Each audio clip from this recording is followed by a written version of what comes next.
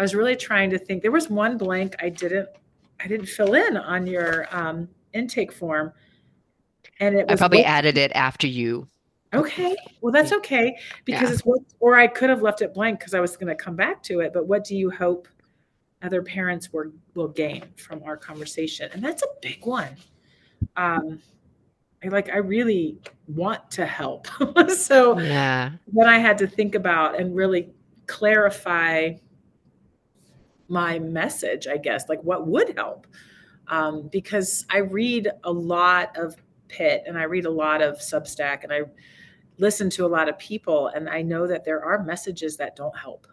So Mm-hmm. I read a lot of Mm-hmm. comments, and sometimes I comment as well. And so I'm really trying to.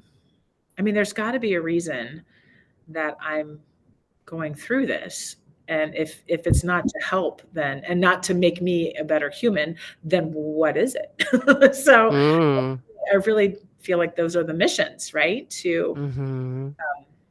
To clarify who I am, get that right, take off the rough edges, so to speak, and like sandpaper. Ah, I love that. You're listening to Conversations Along the Way, part of the Stoic Mom Project. At the SMP, we embrace the Stoic principle of the obstacle is the way, or that we can take the hardest things in our lives and use them as a way to learn and grow into the best versions of ourselves. If you're here, you're likely a growth-oriented parent of a young person who's adopted a trans identity. I'm Stoic Mom, a life coach and educator who is also a growth-oriented parent of an adult trans-identified daughter. The conversation you're about to listen to is part of a special series in which I talk with other moms determined to find healthy ways of navigating gender ideology in their homes. Moms whose stories and strategies may inspire you.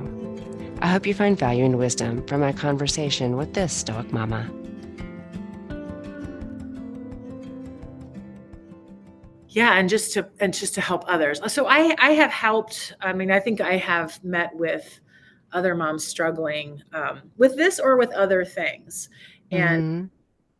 I feel like there is some wisdom that can be gleaned from hard experiences, and then we can pass those on. I Mm-hmm. read something yesterday, just yesterday though, of a mom who was passing on like the end of the journey, like the whole journey through, and then the end. And I was like, that's so hopeful for us going through it. Like we're not to the we can't look back on it yet and see all the little pieces falling into place. And so I really like that. And I'm hoping I do that to other people. Like, oh yes, we've been through that. Oh yes, we've been through that. This is what happened. This is what we did. This is the mistakes we made. Yay. This is what we learned. Mm-hmm. Mm-hmm. So Mm-hmm. um, um, I do try to not speak in absolute truths or like in big generalizations because everybody's experience is different. Yeah. So it's even really hard to give advice, right? Like Yeah. that's not what we want. We want to be curious about the situation that's Mm-hmm. going through, and of course, offer hope and probably permission or strength Mm. to feel what you're feeling. Yeah. That Yeah. these are important thoughts and feelings. I think people want to Mm-hmm. be seen and heard, like our teenagers too. They want to feel Mm-hmm. felt. I like that one too. Like they want to not just be seen and heard and understood, but their feelings, like really the depths of those feelings. Yeah. And I think that's true for us as adults. Like Yeah. and if I can do that for somebody else, like I see you, I hear you. This is Mm-hmm. hard. Mm-hmm. It's- Mm-hmm. Yeah. Yeah, for sure. All of that. Yeah. Um, I was listening to parts. I didn't get to listen to all of it, but parts of our last conversation. And it had been a while, you Yeah. know. Um, so it was interesting to reacquaint myself with your attitude and your approach to it that I think we were really resonating with each other during that conversation. Yeah. And it was interesting too, because I know listeners will be interested to know that you were one of the first interviews, Yeah. back in 2022. And the name of that episode was Looking for Miracles Uh-huh. with Erin. And so, yeah, with much gratitude, I'm glad that you filled out the application. That was so fun It to, was. yeah, It to see was. your name and go, oh Mhm. yeah, I'd And it's been love to fun have Erin back to on. watch your journey too, and grow and grow and Mm. grow and help more people. I think that's Mm. awesome. So it's Well, been I think, oh, go ahead. Mhm. no, it's okay. Go ahead. Well, I was just going to say, like, it was October. So Yeah. it's like our second anniversary from that Mm. first conversation. And I think at the time, I know that was the year my daughter turned 18. She had turned 18 that summer. So was your daughter 16. 16? Okay. And Yeah. she's 18 now. Yes. And Yeah. so I'm sure everybody would love an update. I Yeah. know. Right after we spoke, her psychologist is a non-affirming Christian psychologist, and a friend of the family actually. But um, he had mentioned to her earlier on in their work, had she considered autism, and so I didn't want to plant that seed, but everything I had read led me to kind of interpreting some of her behaviors as autistic. Um, Hmm. and we're gonna, I mean, I know some people are very against diagnoses and different things, and I get all that, but I find it really helpful as an educator and as a parent to understand what I'm Hmm. dealing with, because then I Hmm. kick into some strategies that help almost immediately diffuse a situation. And so I appreciated that, but I also appreciated I didn't mention it to her, and she Hmm. ended up saying, I want to get tested. And I was like, okay. And she did. And then right after we spoke, she got high functioning. So level one, it's Asperger's. Nobody says Asperger's anymore. But what I have noticed through the last 2 years is a definite ownership of Mm. it. And also I'm not going to let this get in my way of, I'm going to overcome some of my social anxiety because I know what I'm dealing with, and I'm going to practice and I'm going to get better. And so it has been nothing but positive. And I know that there are adults, like even folks my age, I'm really old, that get that diagnosis and they just say it's such a relief. It really Mm. explains so much to them, because I think they're walking around thinking there's something wrong with them. I mean, Hmm. teenagers do in general. Hmm. And I know that they like to slap labels on themselves, all kinds of labels, to help define who they are because they're trying to form their identity, latching on to maladaptive coping mechanisms and maladaptive identities and different things. So they're trying them on like jackets, and I'm fine with that. But when you come to one, especially from a professional, where it just resonates and it just explains so much, I feel like it can be empowering. And I do Hmm. want to talk about capacity, because we had a situation this summer that really defined capacity for my daughter. And then I used it as an example in my class. Like, I tell my classes stories on every Monday to help them see my humanity, and that the time is set aside for that. It's not that I'm showboating or anything, but I have a lot of interesting stories from my, Hmm. and people love stories. Like, Hmm. that's how we learn. That's how we feel connected. And so I'm trying to connect to over 100 kids, and we Hmm. only have 50 minutes a day to, like, it's, oh, so I thought if I did this over the span of the year, they would feel like they knew me better, and then I could keep working Hmm. on knowing them and some of their stories. And the capacity story was huge. I was talking about agency. Like, I wanted to increase their agency in in my class, because I saw my daughter do that in her work experience in the summer, and Mm. it was a pretty cool story for her. And I don't know if they got as much out of it, but I did tell them that she has autism. I didn't tell them much else. I mean, she does have ADHD, and my oldest child does too, but my middle child does not. So it's really interesting to me to see the case studies, like, you don't, I don't, they do, and we're all in the same Mm. family together. And it just really helps us have, I guess, compassion, understanding. Mm. Like, there's certain things that are just really hard for my oldest and my youngest to do that are like pretty easy for me to do. And it's just a difference in brains, and everybody's brains are different. So it's not just Hmm. this, there's many, many things.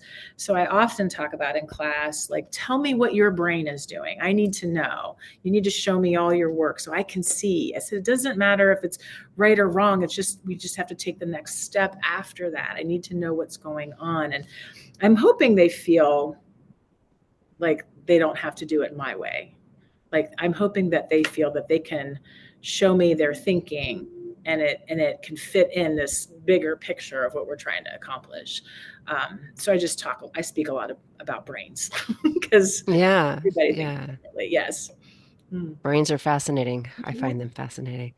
And I think what I'm hearing is it really depends on your relationship or how you view that diagnosis as to whether or not it's going to be helpful. And that in your daughter's case, it explained a lot of things, and that her relationship to it was one of, um, I'm going to be successful regardless of this, or I'm going to use this to overcome Yeah. those things that could hold me back. But now Yeah. that I have this information, I can use it productively. Yeah. Yeah.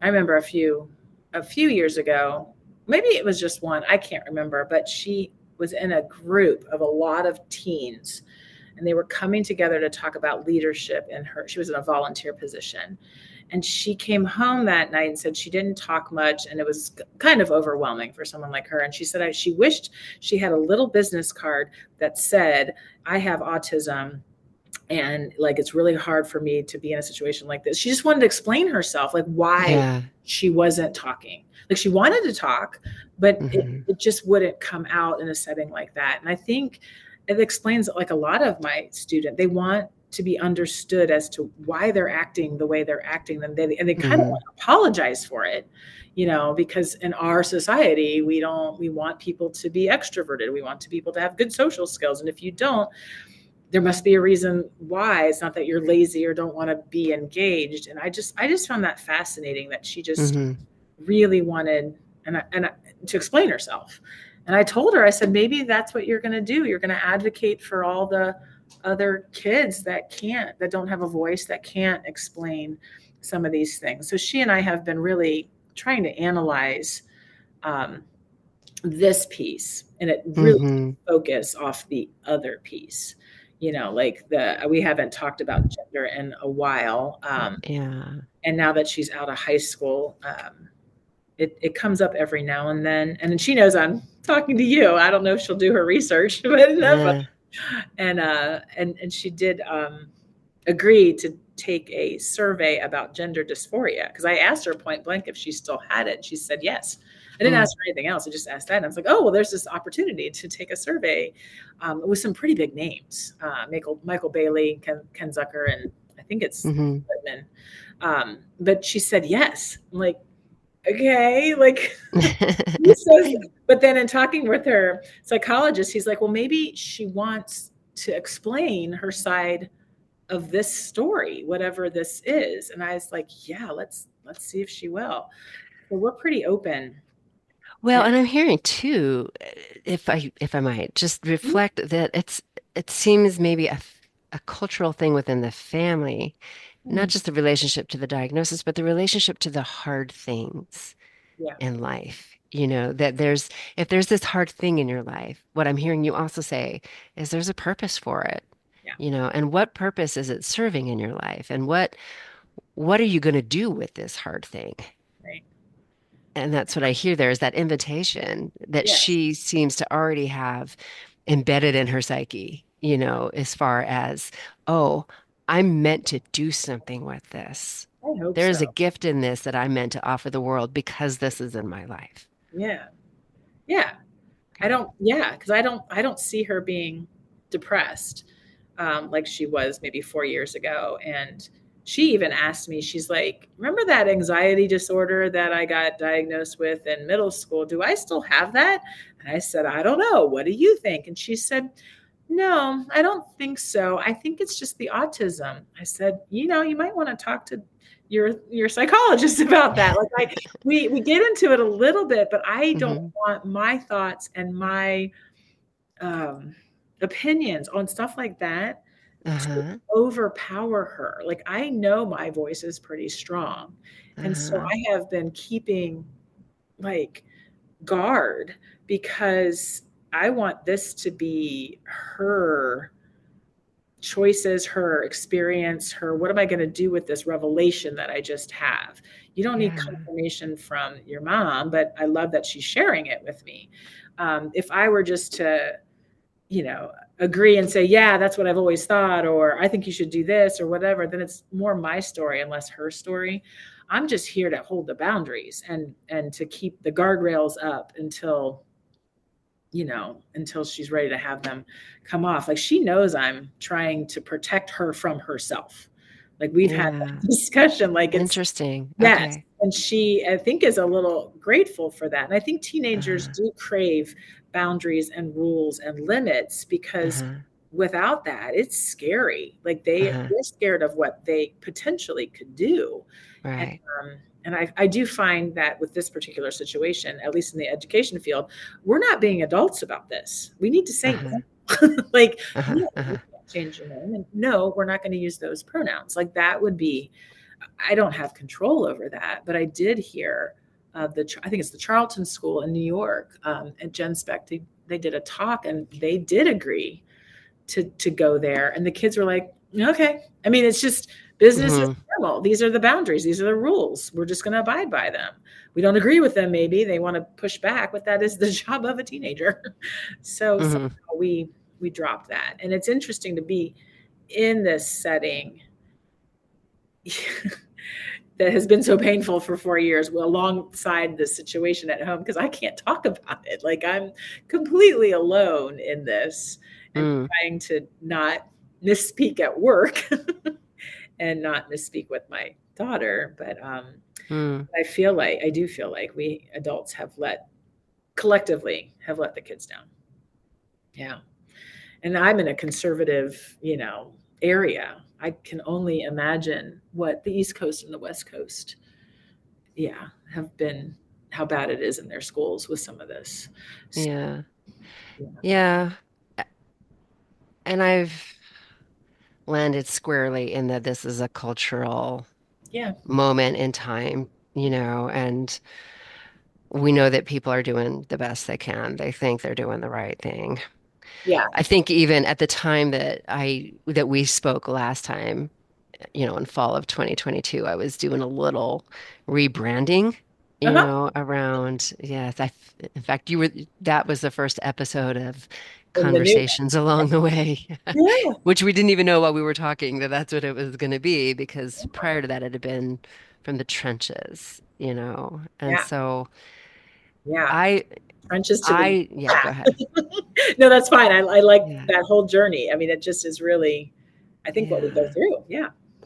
right, right.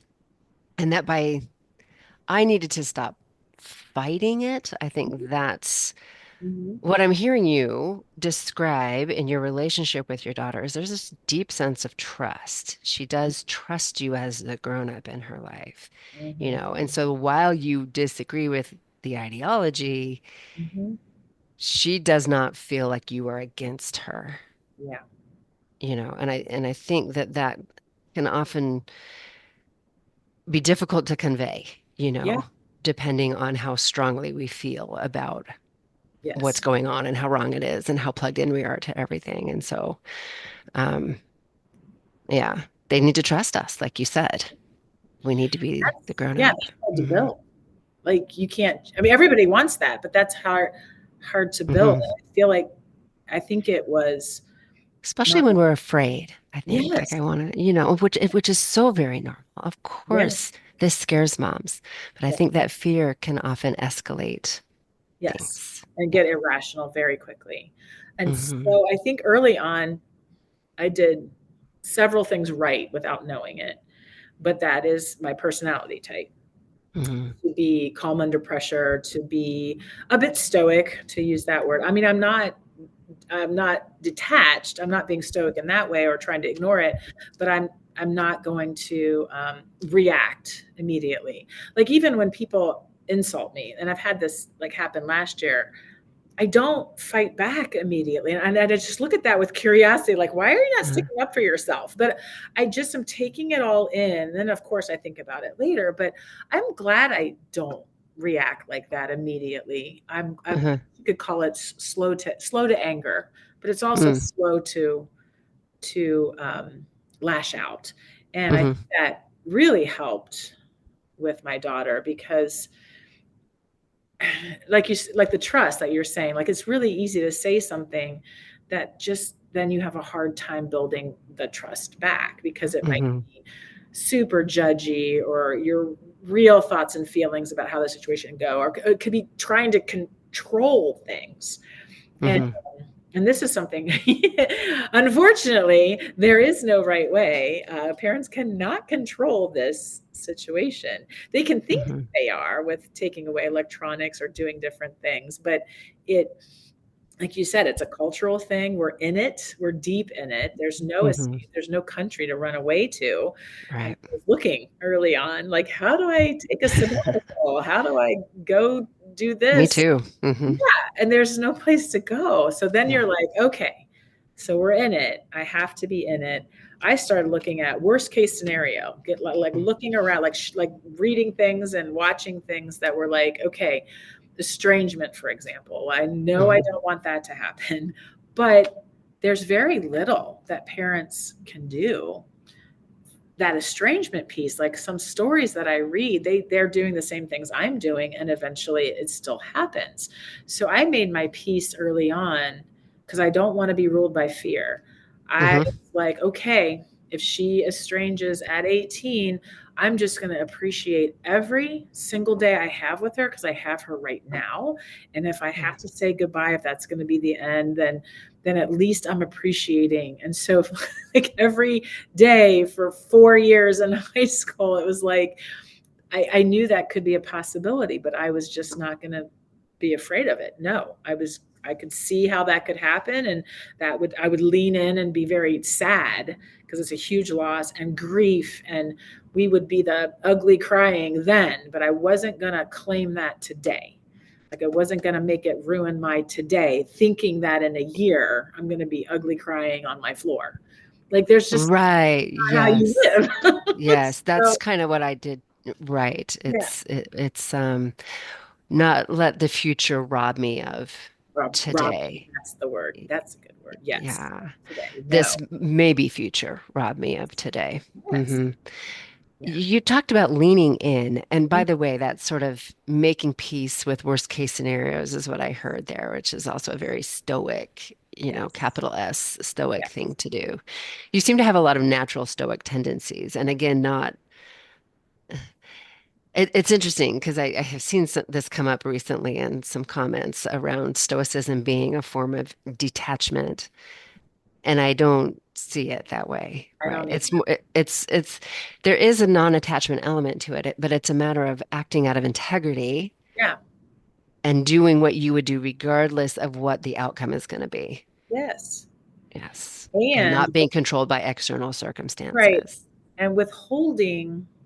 So kind of having a poker face when you need to have a poker face because the other person is going to either be easily influenced or it's going to go south. Somehow like you're you're controlling your emotions there for a time and a place. Like you're just waiting. Like it's timing is everything. You can't just react. So that just it's not compartmentalizing, but I I can think it's tell about myself, letting the emotions inform your actions, but yeah, not take the wheel and yes, drive your actions. yes, yes, exactly. And I have friends who don't like that. They think I should be more, show my emotions more. But then Mm. I watch them get into trouble other situations and I don't throw it in their face. But I Right. know that you're going to want calm under pressure at some Yeah. point. You're going to want me. I can help you. That's fine. But so they say what they're going to say. And I just like, nope, Yeah. disagree with you. Sorry. Because I found that this way of living, even when I'm worried or have a little bit of anxiety, there is such a peace and a calm in my Mm-hmm. center. Mm-hmm. So you can't touch that. Now, I honestly and firmly believe it's because of my faith in Jesus Christ. Like, I heard in church a couple weeks ago, like, Jesus is not a band-aid. You don't just call out to Jesus in your time of trouble and fix it with a band-aid. It's that practice of having accepted him in my center, that what I want is for myself to radiate like him, like all of his characteristics and his peace, his joy, his love for other people is really what I'm focused on right now.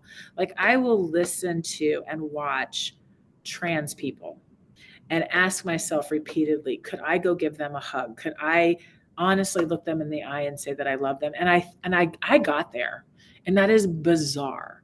It's the ones that speak the truth. They're not like they have this, like, they know that this is not right, especially for children. Their lives were hard. There's different reasons, but it's, or even the detransitioners, like when they talk, like, I want, they look the way they do, and you have empathy, of course, but it's more than that. It's like, can you give them an embrace for what has happened to them, what the choices they have made, like for them and their humanity?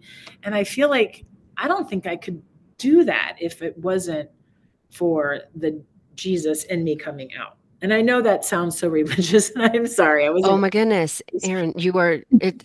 As I was re-listening to parts of our last conversation, it was kind of blowing my mind a little bit because I've come to this conclusion, and it's through studying attachment that I've Mm-hmm. come to wholeheartedly agree with you. Mm-hmm. Now, I would say it doesn't have to be Jesus, Mm-hmm. but that you've got that constant companion Yeah. that makes you feel, and I'm going to use the words of Dr. Lisa Miller here. She Mm-hmm. studies spirituality. Oh, you know her. Okay. Loved, held, guided, and never alone. Yeah. Right? That's how you feel in your relationship with Jesus. Mm-hmm. That gives you the capacity for your care to overflow. So I talk Yeah. about this with Rose in our Attachment Matters series, that's what moms need to find Mm-hmm. so that they can come from that very centered place. Mm-hmm. Otherwise, we are scary to our kids. It's Yeah. hard for them to trust us if we are dysregulated, if Mm-hmm. we are not solid and stable in their messiness. We've got to be big enough to hold whatever messes they can bring us. And that's what I'm hearing is Mm-hmm. this capacity to convey neutrality, even though Mm-hmm. you clearly have an opinion, Yeah. that your well-being doesn't depend on your child adopting your opinion. Yeah. Absolutely. Yeah. And I think that's when, like, early on in our journey, I something had to change. This was before we even talked the last time, and she and I will talk about it. She still remembers the moment when I kept old parent style pushing, like about homework or the phone or whatever it was, and she was, curled up in a fetal position under her desk crying, and she yelled, Mm, "Can't you see I'm struggling?"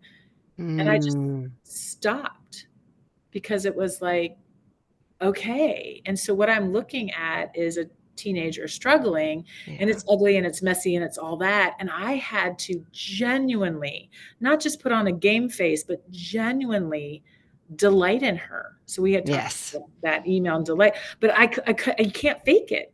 Like, I have Right. to delight in the fact that she wants me to help her, even though it's 1 a.m. in the morning. Like, I Hmm. have work the next day. Or genuinely delight in her when she wants to do something that I have no interest in doing.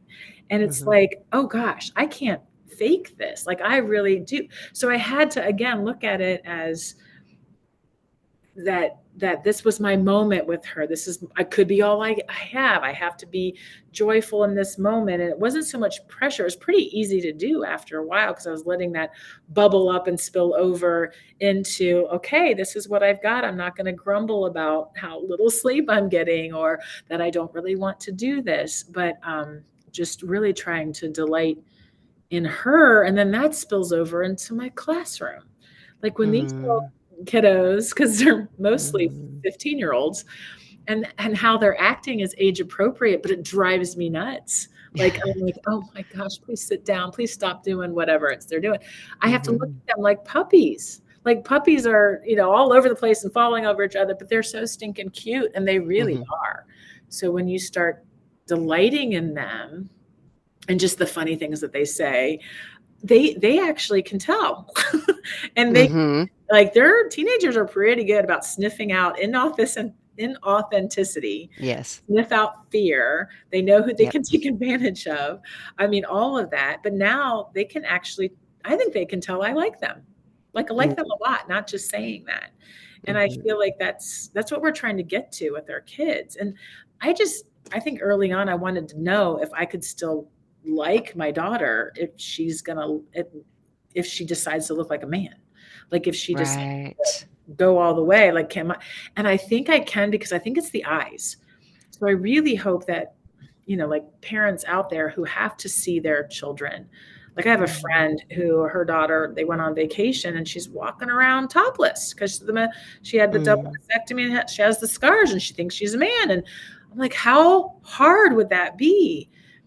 And that would be really hard. But I think in the moments when it might be just the two of them and you're looking at their eyes, like I don't know that their eyes are going to change. Like I think those are still windows to the soul, and I don't think the drugs and surgeries and stuff touches those. The breakdown of the relationship touches those.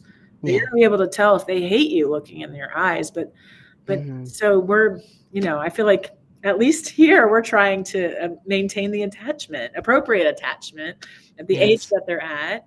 And when they're little adults, that comes with a lot of trust on my part too, that she's gonna, have to make Yeah. some of those decisions. Oh my. That like them though is so key, I think, and it can Yeah. be so hard when there's so much pressure to Yes. do what you were saying, that old school sort of Yeah. nagging, Yeah. because we Yeah. feel like we need to produce a certain kind of person into the world. They need to be a Yes. certain way. And there's a lot of pressure on moms, and so when they don't see that, when they look at their child, they don't see their child developing into this person that they think that they're supposed to be. It brings up so much for us, brings so much alive, and it can be hard to maintain that delight in them. So how did you tap into that? Oh, well, one was realizing it, and I have a lot of therapist friends, like, Mhm. so I was starting to realize this is the language of counselors: curiosity, Mhm. delighting in Mhm. teenagers. Like I got it from a therapist, and I was really focused on that. Once I was aware what it was, I was really Mhm. trying to find ways of delighting. And when you do the day to day focusing on the delighting in them, you you lose you lose all those other parents that would be helping to pile on that pressure of you need to produce the certain type of adult, and you're just in that moment with your child. It's pretty easy. You got to lose those expectations, you got to lose that pressure. Like we have tons of inside jokes, things that are funny to us that would not be funny to anybody else. I believe I think before her autism diagnosis, we were watching a show together. We would watch it all the time. It was a way for her to de-stress. And it wasn't my favorite, but I would watch it. But I just was reveling in the fact that she wanted to spend time with me. And we had these uninterrupted hours just watching TV and little things like that. I mean, they were, I thought, miracles at that time because like just those moments for, like you said, connection. And so it got easier as I kept looking. I actually started saying, "You're my favorite person. Like out of everybody in this Mhm. family, you're my favorite person." And I think the reason she was is because she needed it, and Mhm. the relationship needed it. Nobody else needed to be my favorite at that moment, and she just thought that was great. Like she had just one of our inside jokes, and I still say it from time to time. But I think you say it enough, you're aware of it enough, you start believing it, and you start Mhm. thinking it. It's like a self-fulfilling prophecy. And I mean, and just even looking at her from time to time, like she, short hair, doesn't shave, looks like a 13-year-old boy at times, the look that they all have. But I can just her face, like sometimes I just gaze upon her, just those moments that motherhood would normally bring, but these are odd circumstances, but I can still Mm-hmm. have those. Now, I did have to say goodbye to a lot of things. For example, Mm-hmm. graduation was hard, and probably the worst was not graduation, but like a senior night was hard because she did not tell me that she was going to write a little thing that they would say about her while I was walking down a center aisle with her in a group of adults and children, and they're saying he pronouns, and I'm like, and she's with me, and I'm like, oh my gosh, like I'm in center stage with this going on. It was so uncomfortable. There was so much about spring senior year that was just really hard to get through. But you just plaster a smile on your face, you get through it, and then those are not my moments of delight. Mm-hmm. Those are my Mm-hmm. face moments. But then I can flick a switch and just be with her at home, and it's just us and nobody's watching. And I think getting off of social media completely helped a lot. It's that Yeah. comparison. What does the rest of the world expect me to do? And Mm-hmm. just not living by those. I think that helped. Yeah. I'm hearing too that you're you bring a lot of self-awareness and you are managing what you see. You're being intentional in what you're looking for in here. And I love that you brought up self-fulfilling prophecies because I think this is really important for parents to understand that we do make our stories true. And so focusing on what we want to see in our child, even if that takes some faith because you're not seeing it right now, that they need us to hold that story of capacity of them for them, especially when they're not feeling it themselves. Yeah. Right. Absolutely. Yeah. So your daughter's working in the family business, is that right? Yes, we just ended, and then she right away got another job and Mm, just went for it. I'm like, okay. And it was, weird hours and whatnot, and was having some interesting experiences there. And that one's going to end in a week or two. And then I'm thinking something else will come along, or at the very least, it's the holidays. And she loves hmm the holidays. I mean, we kick it off with Halloween's fantastic, and then Thanksgiving, and it rolls right into Christmas. So even if she didn't have a job right now, she came to the realization about the gap year on her own, even though I was telling all my adult friends, like, she's not going to college. Like, I never once mentioned that to her. I did mention it as an option because her friends, some of them took a gap year. These are all your options. And she even all on her own decided that she would not go to a college 11 hours away when that was the goal. So it's been fun to be part of her process of deciding. Like, I'm hmm not giving my opinion or my decisions, even though I can see the writing on the walls. I mean, Scott Nugent early on, before he was famous, uh, I know I get them all mixed up, but yeah, and I think she would say uh, used to say that adults can see around corners. That's why hmm we're the adults. We can see 10 steps ahead, but that doesn't hmm mean I have to say it. And actually, me saying it or even saying later, oh, I was right, is so deflating to another individual who is trying to individuate. Like, hmm I'm trying to let her figure it out herself. And I'm glad that, like you said, she trusts me to be a part of the process, and she's owning it. So yeah, this gap year, we still don't know what the rest of the year looks like, but I'm hoping that she is feeling like she has a lot of choices.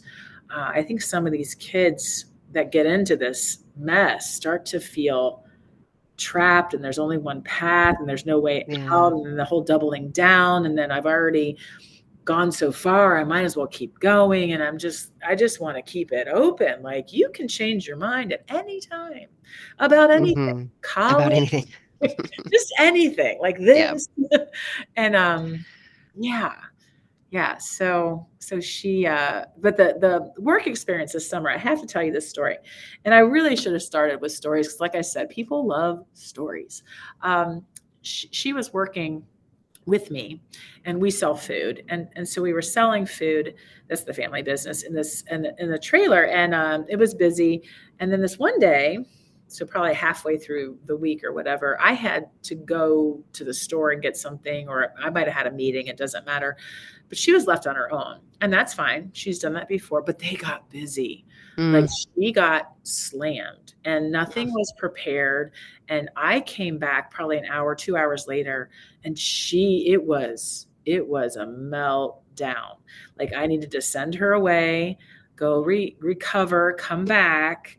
And she did come back. And I told her, I go, you're always going to be overwhelmed. That is the nature of, this disability, but also, and it's not, well, it is a disability at times, but that's not the goal. The goal isn't to try to remove this overwhelm.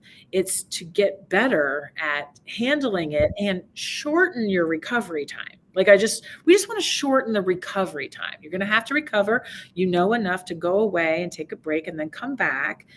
And I said, she just looked so sad. I said, you really need a win today. And so later that evening, like, our whole family did something really fun, and she was able to excel at, like, she learned a new skill, and she excelled at it. I mean, it's like midnight, but still, it was so fun. I mean, even the dog was involved. It was great. And she recovered so well. And I told her before she went to bed, I was how proud of her I was that she recovered from that very horrible, awful thing that happened that afternoon, just becoming overwhelmed like that. And so she woke up the next day, she was ready to go back to work. And then I had to leave again. And she's like, I got this. Like, Mm.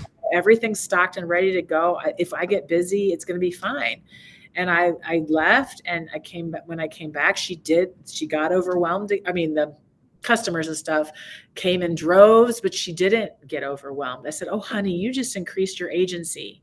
You just proved to yourself that the same thing, like, you learned, you not only did you shorten your recovery time, but, like, you didn't even need to recover because you knew what to expect. You were prepared for it. I mean, this is huge. And it's only in the family business, but I just think she was really proud of herself that that she knew she could handle it, and then she could handle it, and then she Hmm. didn't get, because like, I can tell when she gets overwhelmed in social situations. And then, like, if she says, we got to go, I'm like, we got to go. Like, I know when we Mm. have to get out of a party, or, something for school, even, it's time to go. We got to go, or bad things are going to happen. I just know. And I just saw such improvement that She got bigger than her problem. she did. She did. She Hmm. learned from her problem, and that Hmm. was huge. And even when she gets overwhelmed with other things, Hmm. like, I think that shortening our recovery time is stuck in her brain. She knows she needs to recover, but she also knows to come back. And Hmm. and when she was 14, it would be days. Like, we would not be able to do something for at least 3 days because she was still recovering from that thing that happened on Saturday. I mean, it's been amazing to watch that growth. And I think that's true of all of our kids. If you know your kids well enough, and you know what issues they have, like, I have friends where, like, severe autism, or even Down syndrome, or some other things. It is so much fun to celebrate when they have what I call a huge victory, because Hmm. you know how hard it was for them before. And then what might look like a minor victory to, a typical person, it's a huge victory for them. And I think us as parents delight in the fact that we get it. We saw the before, and this is the Hmm. after, and this is a big deal. So I don't know. And I think that enthusiasm, then we show that to them, they know it's a big deal too. And I think that's part of the delight that, I guess maybe I didn't lump that in before, but I think that is part of, they feel proud of themselves because they can see us beaming with, Hmm. yeah, And yeah, it builds that adaptability. it That's does. what I'm hearing too. Yes. Yeah. Yeah. Amazing. So there's been little indications that in things that you've said that there was a shift maybe along the way, that maybe this didn't all just come naturally to you because you speak of Oh, it, mhm. like Like Yeah. it's intuitive, but I'm curious if that's the case, or did something shift for you along the way that helped you to kind of adjust maybe the way that you were parenting and responding to her, Um, or a mix of both, or yeah. Mix of both is probably true. I think at the very, very beginning, um, I've always admired not typical approaches to problems, like problem solving, creative problem solving, if you will. I remember things that have happened in my teen years and early adulthood where I handled situations in a novel way and it paid off in spades. Like Hmm. it was so counterintuitive. Like other people would not do something this way, but it actually worked. That I think when I realized I couldn't parent her the way I parented my middle child, it wasn't going to work. I was ready to try anything. And so, what probably would have looked like a lot of leniency for an outsider looking in, they'd be like, oh my gosh, I can't believe you're letting her do this, this, and this. I mean, there's a lot of leniency. It seemed like she controlled when she goes to school, when she doesn't go to school. Like I was being like when she turns assignments in, even working with her teachers and different things. It just was not typical. But the more I saw that it was working, I think that started to change me more in that, okay, this is going to be, like you said, that the path that you're on, like, I don't know where this is going, but I'm okay to keep trying new things and keep not doing the society would tell me I'm supposed to do. Um, Hmm. and I think that's good because, well, for example, you go into the doctor and the doctor's saying, "Oh, well, your daughter wants this and she needs to go to this, gender clinic." And I'm like, "Absolutely not." Right. Before Yeah. I even did any research, like this is Hmm. not even I was like you to go against authority, to go against the grain, to go against what Yeah. society is saying. Um, I think I had those experiences early on, and that helped me with this. But I will say that the shift and the change, this definitely does not leave anybody unscathed. Right. The scathing, kind of like the sandpaper we're talking about, is taking off my rough edges, has really helped hone my personality in that when dealing with any other human, I know everybody's struggling with something. So Hmm. I mean, I think some of my flaws have been chiseled away. Like I know my personality is very judgy. I judge the world for sure, but I try not to have that creep into my voice with students, my family, nor other adults. I feel like I've been convicted in my heart for certain sins, like of self-righteous and of oh, just selfishness, like some things, and that has helped shape me. Um, and just dealing with this. But really, it's a humbling experience, more so because you're alone, more so Hmm. because you cannot lament to your friends. Nobody wants to hear this. Nobody that I Hmm. work with. No, I mean, even my friends, I have to do it sparingly. I mean, I want to talk about Hmm. it all the time, but they don't understand and they don't really want to talk about it. And the ones that are Yeah. dealing with it the way that society says to deal with it really don't want to Yeah. talk about it because they do Yeah. not That makes want to sense. challenge their own thinking. Hmm. Yeah. And Hmm. so you're alone. You're alone. And that's okay. But I do really feel for there's a lot of parents that are not okay with that. It's a trauma. Yeah. Dr. Grossman, she's one of our favorites. I'm in a group and she's one of our favorites. And she was one of the first, let's say, authority figure to say, parents, this is a trauma, and it's called disenfranchised grief, because nobody can acknowledge it. Like nobody's going to send Hmm. me a casserole because my daughter did this to me, so to speak. Hmm. I mean, I Hmm. was a mess, a bawling on near graduation because I knew what was going to happen publicly, and like nobody brought me food, you know. Right. Yeah. So yeah, it definitely changes you, and I think at least for me, I have this like little sensor that's like, ooh, somebody's really struggling. Like I can tell body language and voice and eyes, and then I'm able to just sit and listen to them Mm, and be there. And I don't hmm. even have to share much of my stuff. I just can feel it, and I'm hoping that they can feel that Yeah. I can feel it.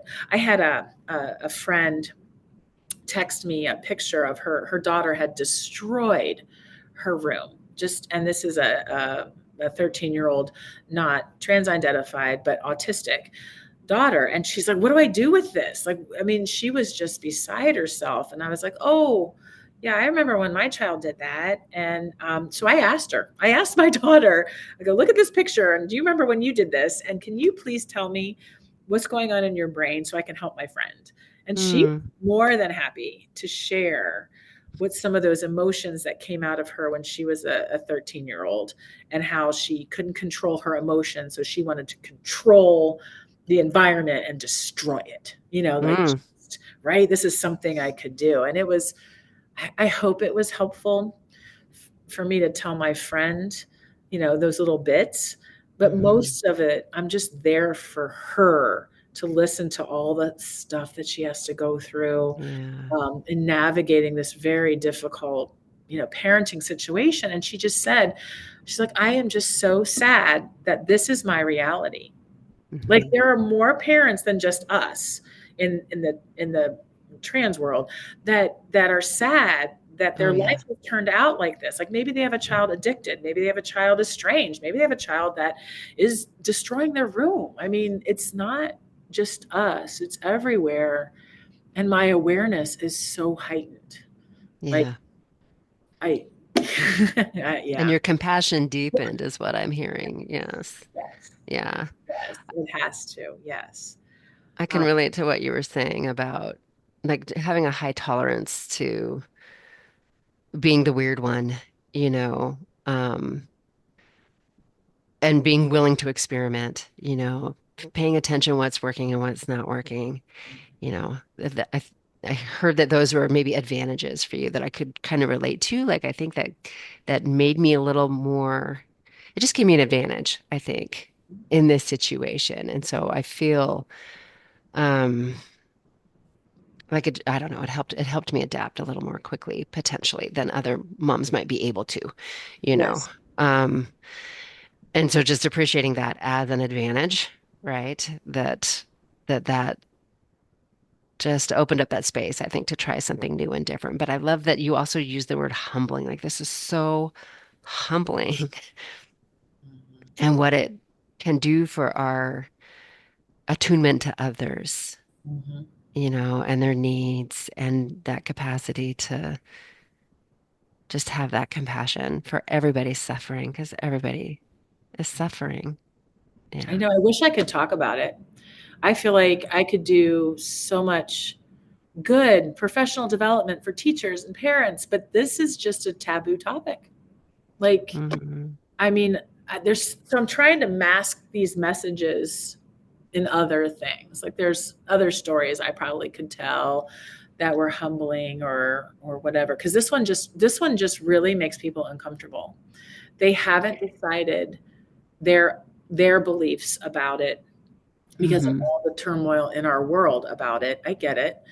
Um, but if they could hear, yeah, if I could somehow articulate the suffering that I have had to do on my own through this, and how it has just strengthened my resolve to fight for others, to be there for others, to have more compassion, to listen better, all of that. Um, Yeah, I would love to speak about it, but I don't know that that's my mission. So we had talked about at the beginning, like, what the point is, like, what is this going to be used for? And I do enjoy public speaking, but I don't know that I'm ever going to get an opportunity to speak about this. And it would have to be with her permission. Like, I would not be able to without her saying it's okay that I could say this, because Yeah.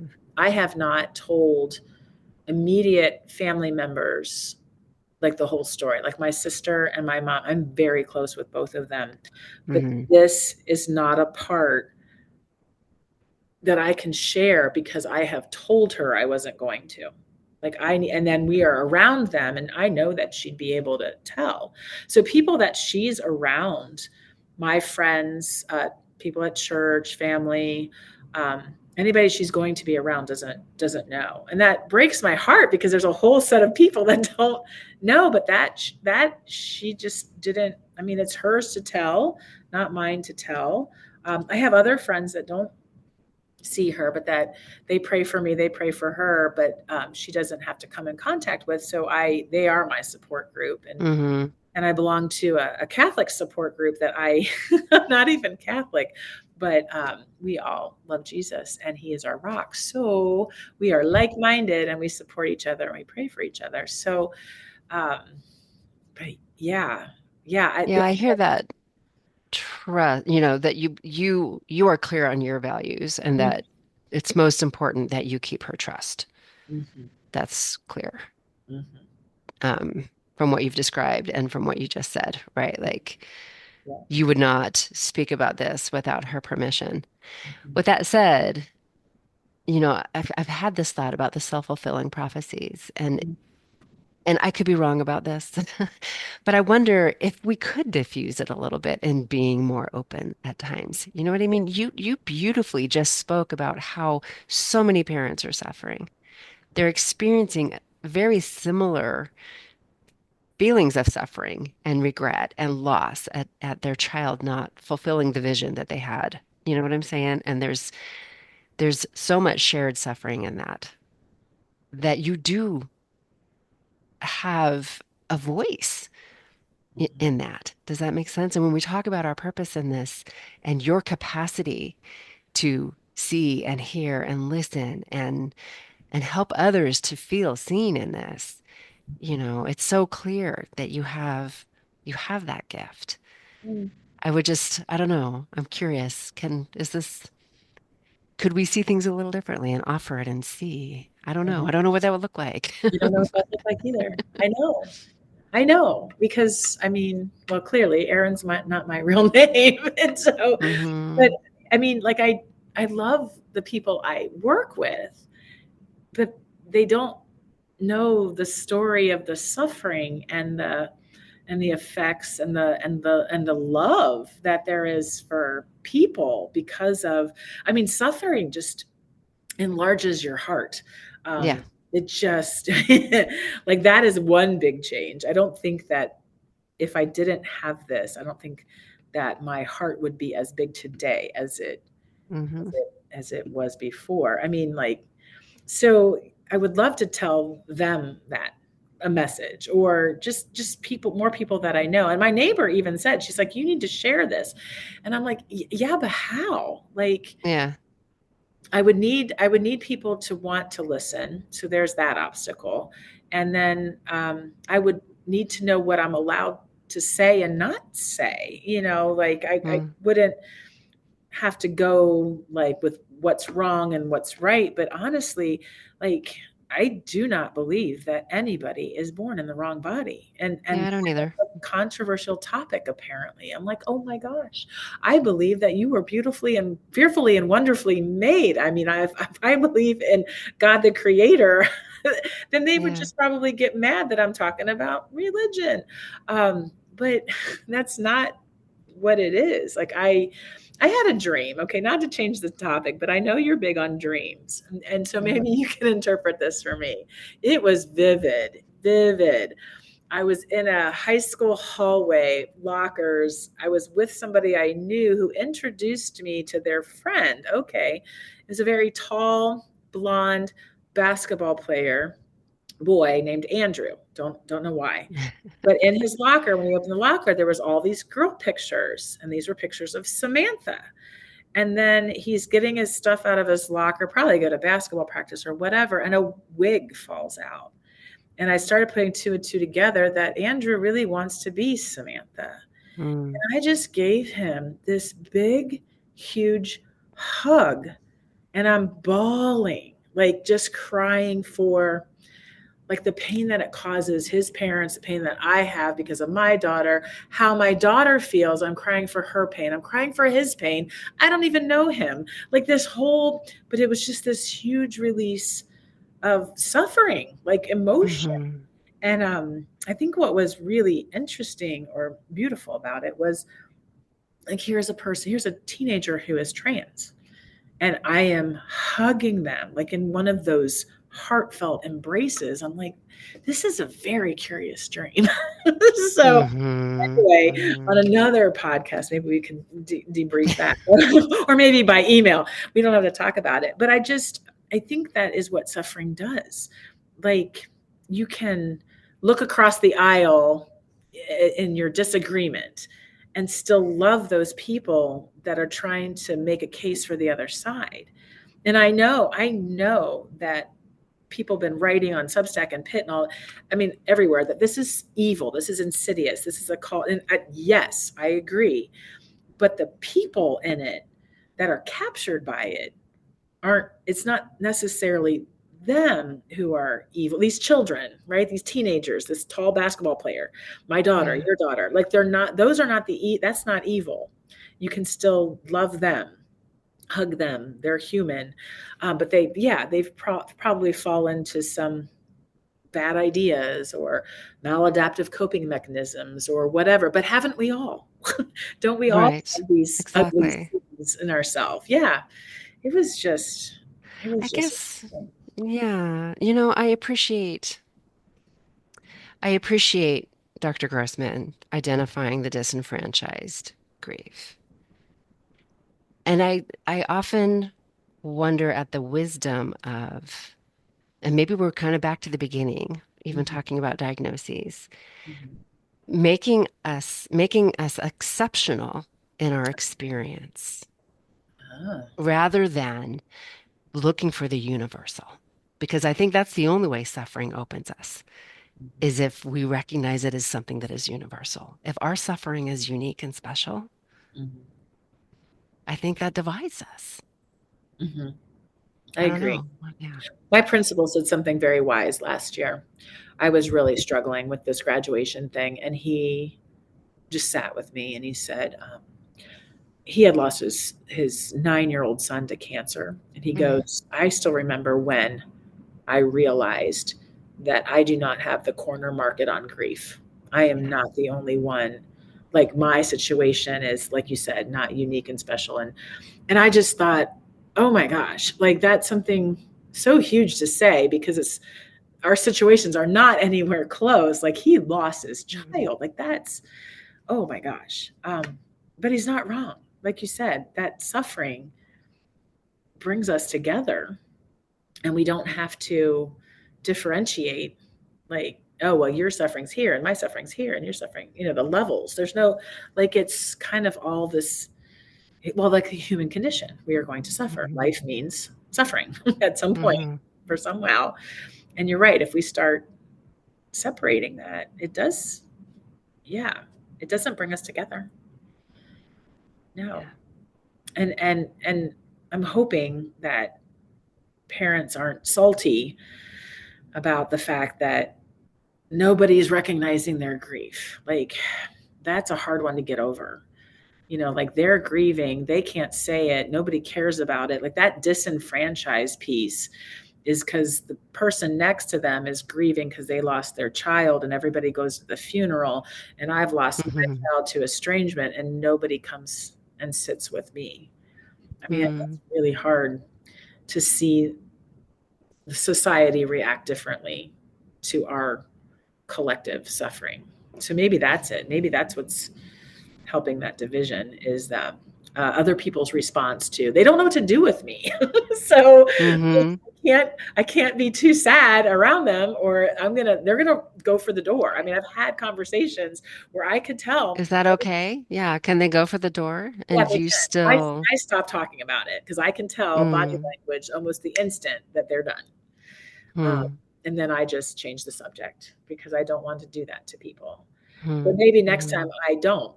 Maybe I let them go for the door. Maybe I let them, like, because it is frustrating that they Yeah.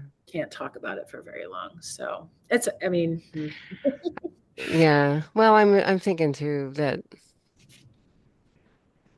I think we have little tolerance for suffering, sorry, in today's yeah, world. Little tolerance for anybody's suffering. right. Like just suck it up, buttercup. Yeah. Right. We don't like want people to suffer. We want to fix it for them. That's another. Yes. Yes. You Yes. fix it here. You should do Yes. this. Okay. Keep talking. Yes. That's not helpful. Yeah. Yeah. Um, It's just something on my mind. I've thought about how to, I don't know, bridge that gap, you know, so that people don't have to feel closeted. yeah. And are we in some ways closeting ourselves now? I don't know. Hmm. I just keep coming back to the self-fulfilling prophecies. And Yeah. is there a way that we could shift the conversation so that Yeah. everybody can be out, you know? Right. Yeah. Hmm. Because I want to come out. uh, Like the story that we hold, I just wonder if we can change that story now. yeah. Change the messaging somehow. And messaging is important. Like just so it's not like we're a part of it. Like we can join it. We can join the Yeah. collective stories of everybody, and we're not shunned somehow. I think that there is a fear. There's a fear if Yeah. I share, you're going to put me in this little box over here while everybody Hmm. else is suffering is, on this side, on the left and or right or whatever. But mine is separate somehow. That's true. People don't want to be separated. They want to have that connection, that human connection. I wonder too. Okay, so we'll work on that. And maybe at the SMP project, you all can, come up with a plan. We got to have a way where we can share and it's not, and we're accepted. Like our experience is somehow, hmm. And when you share one on one, I think it is. Yeah, I agree. I think Too many, one-on-one is yeah, absolutely easier. And I wouldn't say go march into a group and like out yourself because I know. yeah, the numbers could hurt you there. Well, Right. and people could shift because they're trying to not lose the Yes, alliance they have with their friends in that that's group. Like right. group dynamics is a whole other thing. For And they sure. might Hmm. say one thing or believe one thing, but in that group, they might not profess it for fear of being ostracized from that group. I've never really Right. had a fear of losing a group. Never really had a group of friends like some of these teenagers and their cliques and whatnot. And so, again, maybe it served me well, but also, yeah, yeah, no, maybe it did serve me well because I'm okay being alone. Yeah, and trying to not necessarily play the group games that they Yeah. play to stay in the group. I don't know. And I Hmm. think that's, yeah, like why I felt like I could bring this up with you, based on what we were talking about earlier and sort of that high tolerance to weirdness, you know what I mean? And to and for experimentation. You Yeah, know what I'm saying? Because yeah. I can transport myself back and remember experiencing some hostility. But Hmm. I really had the story that I was in a hostile world. You know what I mean? And that I was on the right side. And Oh, so and was expecting the backlash. Does that oh, make sense? yeah, And I wonder if I could go into some of those same environments with a yeah, different story, yeah. especially not feeling like I'm now Right. How many years ago was that? opposing. Does Was that that? make I sense? mean, how long ago was that? Like, Well, the situation I'm thinking about would have mhm. been either late 2021 or early 2022. Oh, okay. So recent, like Yeah, not not too long ago. not like Yeah. 2012 or yeah. But Okay. definitely before I took everything out of Yeah. the trenches, Yeah. right? Right. Like, Right. since coming out of the trenches and Coming out of since something. feeling like I don't experience the world as hostile. Well, you're not in the trench anymore. Like you weren't Yeah. dogfighting. Yeah. That makes Right. perfect sense. Right. So at first it was circle the wagons, dig your trenches, arm yourself. And then coming Hmm. out of that is more, yeah, conversations along the way. It seems like you're walking in a path. through the woods and having quite a philosophical and reflective time. Yes, it's nice. Yeah.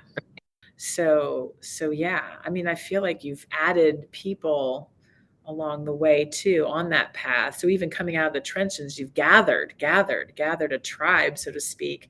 They might not be discussing things all together, but it's safer. Like you've, That's true. flanked yourself with like-minded people, and they have your Mm-hmm. back. Yeah. We, Kind of yeah. like Jesus has your back, right? Yes, absolutely. We got to have each other's back. Yeah, absolutely. There's a purpose for me being the parent of, and not Mm-hmm. anybody else. So I Mm-hmm. will embrace it Mm-hmm. and do my job. Mm-hmm. Yeah. And embrace others. That's what I hear. That's what I heard in that dream, Yep. is Absolutely. your ability to embrace humans in their suffering I hope so. and feel held. Yeah. Hmm. To let that come through you and out and spread to others, that there is some purpose there for you. Yeah. I want to know the answers in my lifetime too. So if I could just know Mm, the I don't know truth, about that. please. Yeah, it's okay. Well, I'm glad you have a high tolerance to weird because I know this one got a little weird. That's okay. That's okay. I always love talking to you. Someday we'll have to talk without the pressure of the being recorded Yeah. because it can go, yeah, lots of different places. Super fun. Thank you. Okay. I appreciate you and what you're doing. I love it. I love it. So thank you. Well, thank you. I appreciate you coming back on and sharing your wisdom, and Yeah. you've got a lot of it. So I thank did you. pray for that when I was 16. I didn't know that Mm, to hear, but just right? now that's what I wanted from God when I was 16 is I wanted wisdom. So someday, whew, Wisdom comes through suffering too, it doesn't it? really does. Careful Oh, what you ask for. yeah, I Hmm. do. I'm gonna let you go, but I'll probably send you an email with some afterthoughts because Okay. that's what I do. But enjoy the rest of your day. Thank you. Thank you. Truly. Thank you. You're Okay. welcome. You've been listening to Conversations Along the Way, part of the Stoic Mom Project. If you're interested in connecting with other moms who are supporting each other to grow through the most difficult things life will throw at us, we invite you to consider joining us in the SMP Online Community Center. This is a private, vetted community created specifically for moms who share this circumstance. For more information and to express interest in joining, please visit the SMP Community Center tab at stoicmom.substack.com to learn more, or simply fill out the application included in the show notes of this episode. Thanks for listening, and hang in there, Mama. There's light at the end of this tunnel.